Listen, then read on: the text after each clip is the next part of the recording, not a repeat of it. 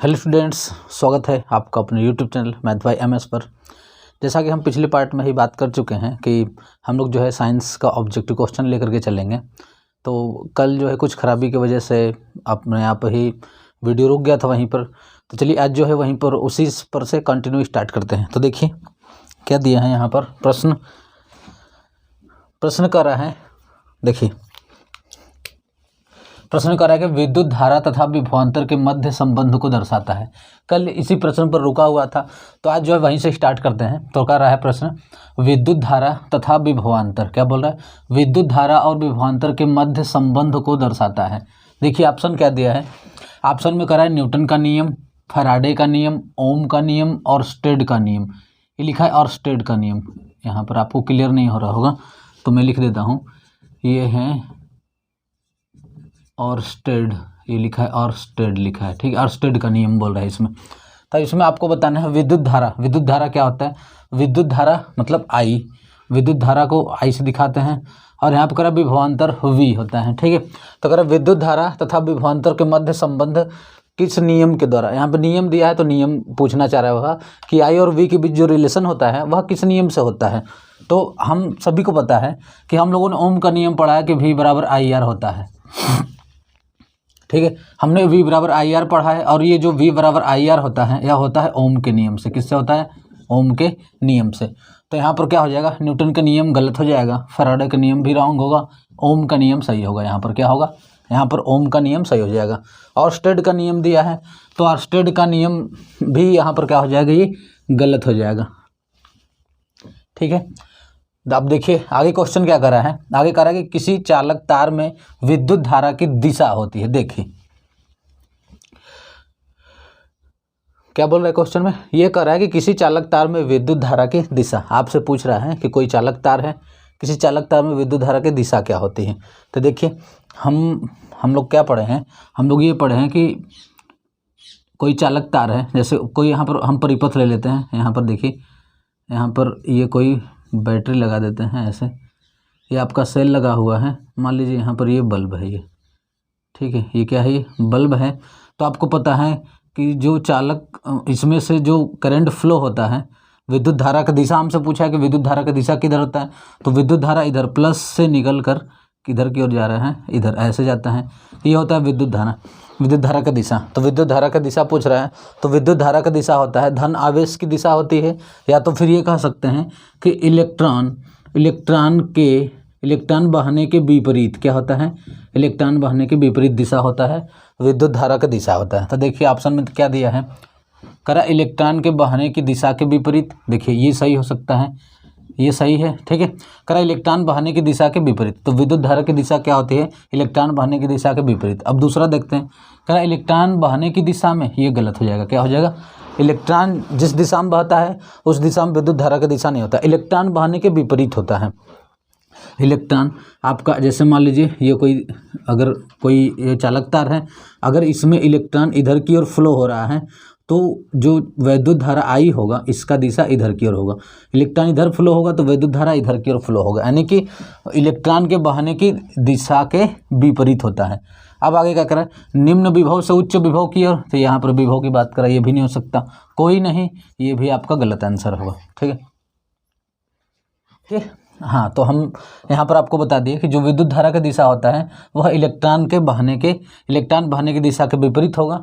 या तो अगर मान लीजिए ऑप्शन में ये नहीं दिया होता तो ऑप्शन में ये दे सकता है कि आपसे ये कह सकता है कि धन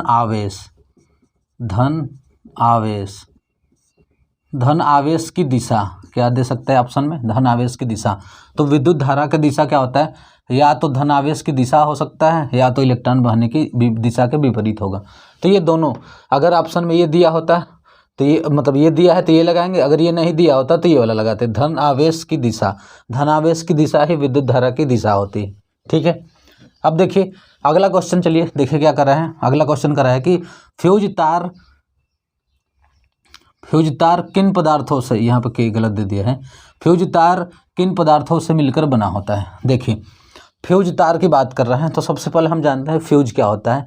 तो आप सभी जानते हो फ्यूज एक उपकरण होता है, मतलब एक ऐसी युक्ति है जो जो हम घरों में यूज करते हैं, जितने भी उपकरण यूज करते हैं, उनको सुरक्षा प्रदान करने के लिए उपयोग किया जाता है फ्यूज का।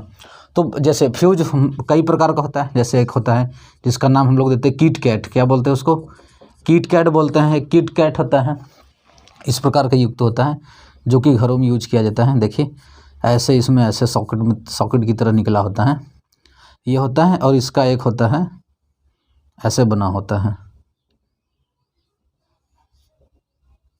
ऐसे रहता है ना, इसमें ये अंदर की ओर जाता है और वायर यहीं पर जुड़ा होता है, इसमें ऐसे जुड़ा होता है। तो ये जो जुड़ा होता है अंदर की ओर, तो ये फ्यूज तार होता है। और ये जो बाहर वाला है, ये उपकरण है, इसमें लगाया जाता है फ्यूज तार, इसमें लगा करके ऐसे बंद कर दिया जाता है। तो ये होता है फ्यूज होता है। तो फ्यूज क्या है? फ्यूज एक प्रकार का उपकरण है जो घरों में उपकरणों की सुरक्षा के लिए बनाया जाता है। अब यह काम कैसे करता है? इसमें जो फ्यूज तार होता है, फ्यूज तार का जो गलनांक होगा बहुत कम होता है, कम गलनांक होता है। अब इसमें एक धारा, मतलब धारा का मान निश्चित होता है कि मान लीजिए जैसे 2 एम्पियर का है तो 2 एम्पियर ये निश्चित है इसमें कि 2 एम्पियर से ज़्यादा जब इसमें धारा जाएगा तो यह गल जाएगा, यह पिघल करके परिपथ टूट जाएगा। अब जब परिपथ टूट जाएगा तो करंट आगे फ्लो नहीं हो पाएगा, इसलिए क्या हो जाएगा, वहाँ पर जब करंट आगे फ्लो नहीं हो जाएगा, जो उपकरण हमारा जो भी यंत्र चल रहा है विद्युत से, वह बच जाएगा। तो फ्यूज का प्रयोग कहाँ करते हैं? उपकरणों की सुरक्षा के लिए फ्यूज तार का प्रयोग करते हैं। अब देखिए इसमें क्वेश्चन में क्या करा है कि फ्यूज तार किन पदार्थों से मिलकर बना होता है, ये पूछ रहा है हमसे। इसको मिटा देते हैं।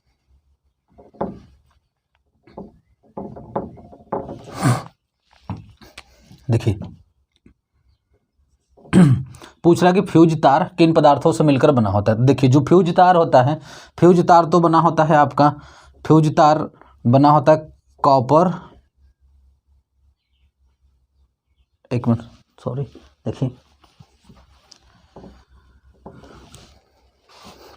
देखिए यहाँ पर ऑप्शन में देख लीजिए, copper iron aluminium, copper iron aluminium दिया है। अच्छा फ्यूज तार जो होता है इसका गलनांक कम होता है, तो जिन पदार्थ का गलनांक कम होगा वही फ्यूज तार उसी का बना होगा। कॉपर आयरन एल्यूमिनियम तो ये नहीं हो सकता। अब कह रहा है कॉपर टीन लेड, तो ये हो सकता है आपका। अच्छा वैसे फ्यूज तार जो होता है, फ्यूज तार टीन का बना होता है, टीन और बना होता है आपका लेड का। टीन और लेड मैं यहाँ पर लिख दूँ, टीन और लेड से मिलकर के बना होता है। लेकिन यहाँ पर देखना है कि ऑप्शन में क्या क्या दिया है।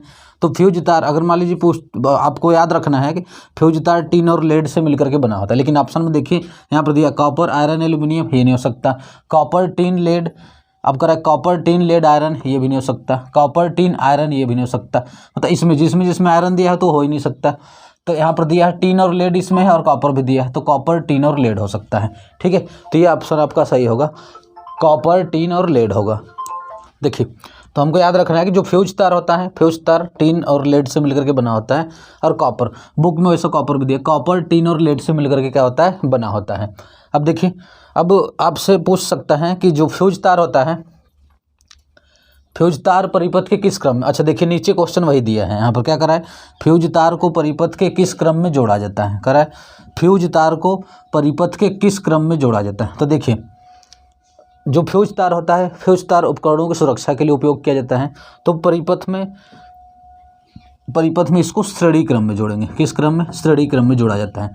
श्रेणी क्रम में क्यों जोड़ा जाता है? देखिए अगर परिपथ हमारा है इस प्रकार से, देखिए हमारा जो भी परिपथ है, यहाँ पर देखिए मान लीजिए ये आपका परिपथ है, यहाँ पर आपका कोई उपकरण बल्ब मान लीजिए लगा हुआ है, ठीक है, ये आपका बल्ब लगा हुआ है।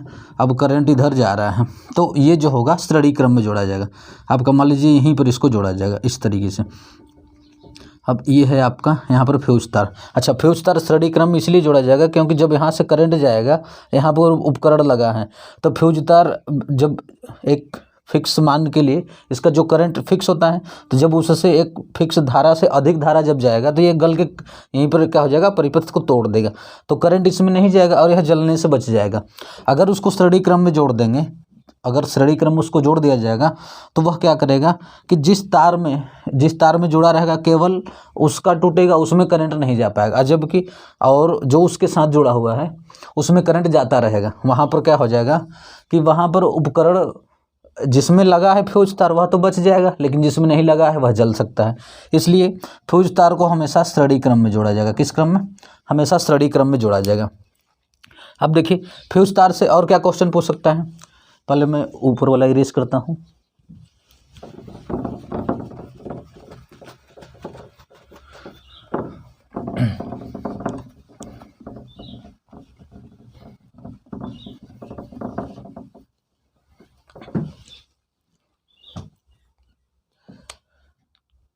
देखिए आपसे पूछ सकता है कि फ्यूज तार का गलनांक क्या होता है।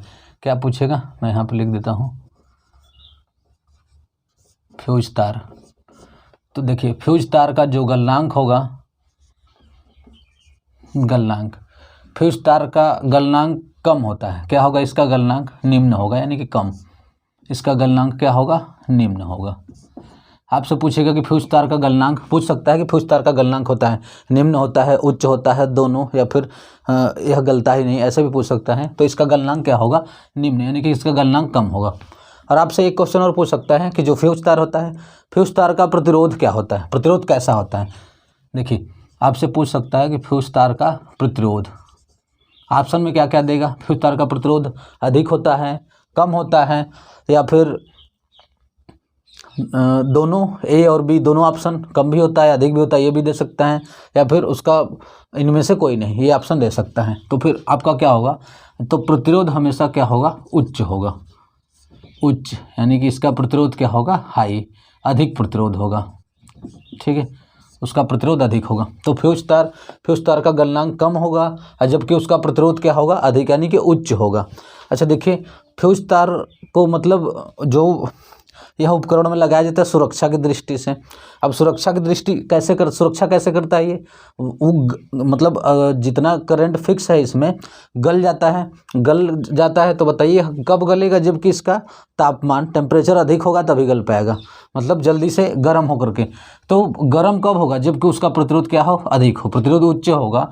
और प्रतिरोध उच्च रहेगा तो जल्दी से करंट तेजी से आया और वह जल्दी गर्म हो जाएगा, और गर्म होकर निम्न गलनांक होने के कारण वह तुरंत परिपथ को तोड़ देगा, और इससे करंट आगे जाने से बच जाएगा, उपकरण उससे क्या हो जाएगा? बच जाएगा।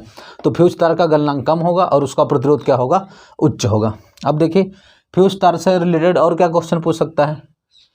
एक क्वेश्चन और आपसे पूछ सकता है कि जो फ्यूज तार होता है, फ्यूज तार किस सिद्धांत पर कार्य करता है। क्या पूछ सकता है? फ्यूज तार किस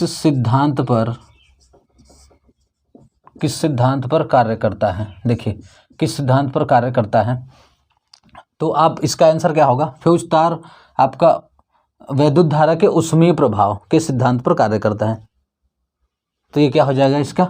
वैद्युत धारा किस सिद्धांत पर कार्य करता है? तो ये हो जाएगा आपका धारा के ऊष्मीय प्रभाव, धारा के ऊष्मीय प्रभाव, ये हो जाएगा इसका आंसर।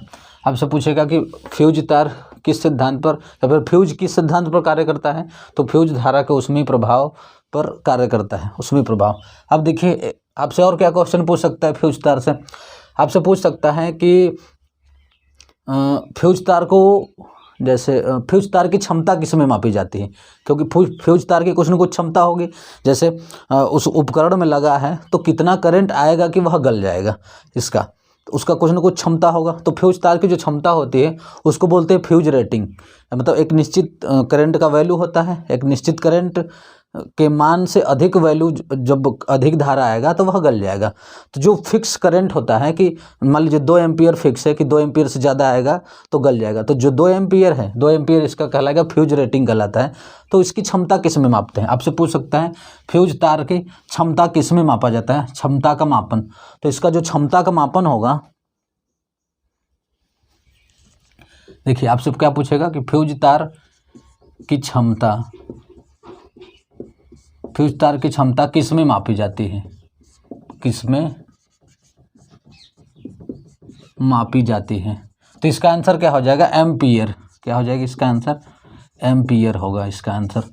तो फ्यूज तार की क्षमता एम्पियर में मापी जाती है, एम्पियर में ही लेंगे, क्योंकि फ्यूज तार एक प्रकार का तार है जो कि कॉपर, टीन और आयरन से मिलकर के बना होता है। ठीक है, फ्यूज तार को श्रेणी क्रम में जोड़ते हैं। श्रेणी क्रम में इसलिए जोड़ते हैं क्योंकि श्रेणी क्रम में सब जितने भी उपकरण जुड़े होंगे सब में करंट सेम होता है। अब यह श्रेणी क्रम में जुड़ा रहेगा तो इसमें करंट जाएगा। अब जो फिक्स करंट है उससे अधिक करंट जब जाता है, एक निश्चित मान से अधिक मान का करंट जाएगा, तो ये तुरंत जो फ्यूज तार होता है वह क्या होगा, गर्म होकर के पिघल जाएगा। गर्म उच्च प्रतिरोध होने के कारण जल्दी से गर्म हो जाएगा और कम गलनांक होने के कारण वह पिघल करके तुरंत परिपथ से टूट जाएगा, जिससे कि जो उपकरण होता है वह जलने से बच जाएगा। इस प्रकार से फ्यूज तार कार्य करता है। ठीक है, तो इस बात को आप याद रखिएगा, बहुत ही इंपॉर्टेंट है ये कि आपसे पूछेगा फ्यूज तार किन धातुओं से मिलकर बना होता है, तो कॉपर, टीन और लेड से मिलकर के बना होता है। वह परिपथ के किस क्रम में जोड़ा जाता है, श्रेणी क्रम में जोड़ा जाता है। और आपसे पूछेगा कि उसका गलनांक क्या होता है, फ्यूज तार का गलनांक निम्न होता है, प्रतिरोध उच्च होता है। किस सिद्धांत पर कार्य करता है, तो वह वैद्युत धारा के ऊष्मीय प्रभाव पर कार्य करता है। ऊष्मीय प्रभाव, वैद्युत धारा के ऊष्मीय प्रभाव पर कार्य करता है। अब फ्यूज तार की क्षमता किस में मापी जाती है, फ्यूज तार की क्षमता एम्पियर में मापी जाती है। और आपसे पूछ सकता है फ्यूज रेटिंग क्या होता है। फ्यूज रेटिंग तो आप बताएंगे कि जो फ्यूज तार होता है, फ्यूज तार में अधिकतम धारा वहन करने की क्षमता फ्यूज रेटिंग होती है। क्या होती है, मैं यहाँ पर लिख देता हूँ इधर, फ्यूज रेटिंग। फ्यूज रेटिंग तो आप बताएंगे फ्यूज तार द्वारा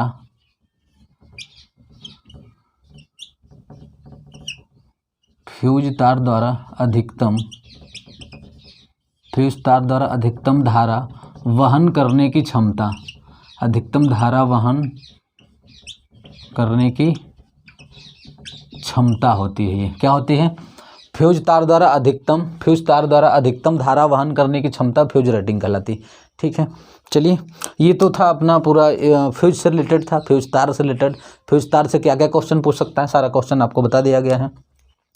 चलिए आज के लिए हम इतना ही रखते हैं, क्योंकि वीडियो बहुत अधिक लंबा हो जाएगा और अधिक लंबा होने की वजह से आप पढ़ भी नहीं पाएंगे, इसलिए आज के लिए यहीं पर रखते हैं। फिर हम मिलेंगे कल नेक्स्ट पार्ट में, और आपको डेली सुबह 5 बजे तो फिर मिलते हैं नेक्स्ट पार्ट में। तब तक के लिए आप अपनी पढ़ाई को करते रहिए मन लगा के।